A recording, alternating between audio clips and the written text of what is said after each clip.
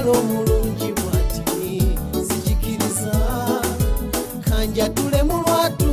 gwe mukazi wange babi kyekyo amazima n'okukufuna si magezi gange ne Katonda eyakunkwasa amazima omuwala gwe nalotanga yekwe yalina n'amaaso amalungi era bwe gati ngatekako ne kasimayira kalungi mama omwode wamu bagambe nti kunya omulenzi mbambi obabulire nti nina okuwasa amazima omuwala gwe nalotanga yekwe yalina n'amaaso amalungi era bwe gati